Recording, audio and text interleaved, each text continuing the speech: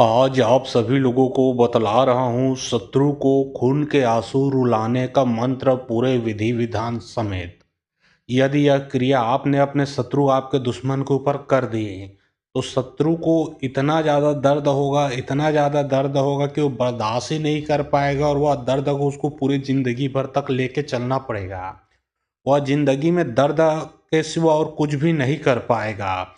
याद रखें, यह मंत्र और विधि बहुत छोटा सा है, कोई भी इंसान इसका प्रयोग कर सकते हैं, लेकिन सोच समझ के प्रयोग करें, क्योंकि इसके लाभ और हानि का जिम्मेदार आप स्वयं रहोगे। रही बात मंत्र और जो अभी बतला रहा हूँ विधि, ये 100% आपके दुश्मन को वहां तक पहुंचा देगा जहां तक आप कल्पना भी नहीं कर सकते हैं। लेकिन इसमें आपका शत्रु मरेगा नहीं, वो सिर्फ तड़पेगा ही, पूरे जिंदगी भर तक तड़प तड़प के लास्ट में हो सके तो खत्म हो सकता है, अन्यथा वो दूसरा किसी कार्य के लायक नहीं बचेगा। तो यदि आप अपने शत्रु को ऐसा कार्य करना चाहते हो तो उसके लिए आपको लगेगा 3 प्रकार का पिसान। जी हाँ, जैसे कि हो गए अड़हल, उड़द, चावल, ऐसे करके 3 प्रकार का, किसी भी प्रकार का दाल चावल मिलाकर 3 प्रकार का पिसान आपको लेना है। ठीक है, उसको बारीक पीस लेना है, पिसान लेना है, और आपको मार्केट से भी मिल जाएगा। और उस पिसान का आपको मूर्ति बनाना है। मूर्ति सिंपल सा बनाना है, एक सिर रहेगा, 2 हाथ रहेगा, 2 पैर रहेगा, सिर्फ सिंपल से। उसमें कान नाक बनाने की जरूरत नहीं पड़ेगा। और उस मूर्ति के छाती में आपके दुश्मन का नाम लिखना है, और जो आपके दुश्मन है वो दुश्मन के डेरी पैर का मिट्टी, चाहे वो चप्पल जूता सैंडल जो भी पहने, उसका डेरी पैर का मिट्टी भी उस पुतले में मिलाकर ही पुतले को बनाना है। यदि आप वह मिट्टी नहीं पाते हो तो वो जो आप पुतला बनाए हो उस पुतले में आपके दुश्मन का प्राण प्रतिष्ठित चढ़ाना है, फिर भी चलेगा। या तो 3 प्रकार के पिसान में आपके दुश्मन का पैर का मिट्टी या फिर प्राण प्रतिष्ठित चढ़ा दे, जो कि बहुत लोगों को आता है जो तांत्रिक क्रिया में लीन है। अब उसके बाद मंत्र को 21 बार पढ़ना है। 21 बार पढ़ना है, और बिच्छू का जो डंक होता है, बिच्छू के डंक को निकाल के रखिए, बिच्छू के डंक को निकाल के रखना है मंत्र को 21 बार पढ़ने के बाद।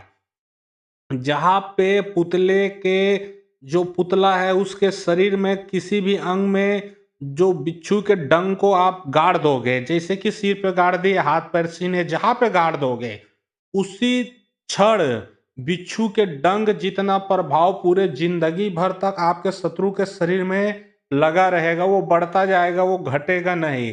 उसको चुभा देना, फिर उसको 3 पट्टे रास्ते पे उस मूर्ति को गाड़ देना है। 3 पट्टे रास्ते मतलब जहाँ पे 3 रास्ता जाता हो अलग अलग, उस 3 रास्ते के बगल में, सड़क के बगल में मूर्ति को गाड़ के आपको आ जाना है। जब ये क्रिया को आप करोगे तो आपके शत्रु को दुनिया का कोई भी शक्ति बचा नहीं पाएगा। और जब उसको बचाना है तो मूर्ति को निकाल कर, उतने 1 फीट के माटी को भी निकाल कर बहते हुए जल में प्रवाहित करने से ही वो ठीक हो पाएगा।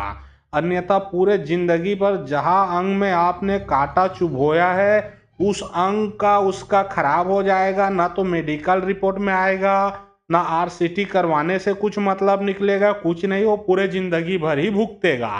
तो आगे आप सोच समझकर प्रयोग करें मंत्र का। तो चलिए अब मैं आप लोगों को मंत्र को पढ़ के सुनाता हूँ। मंत्र है, एक डब्बा के 2 खोल अपने ओद्र के फाट पड़े, जा रे किनी बान बैरी के शरीर में लग जा।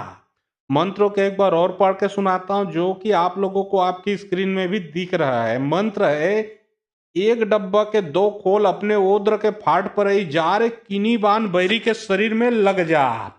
मंत्र इतना सही है, इतने में आपका कार्य जो है वो 100% हो जाएगा। इसमें किसी भी ऐसा चीज नहीं है जिसमें छिपाया गया हो।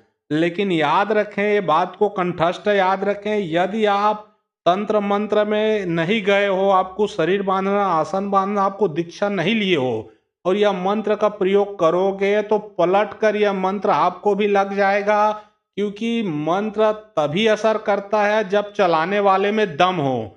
अगर आप चलाने के लायक नहीं हो तो प्रयोग तो कर दोगे, उसका उल्टा प्रभाव आपके ऊपर लगेगा, क्योंकि पहले अपने आप को संभालना, अपने आप को प्रोटेक्शन करना जरूरी होता है।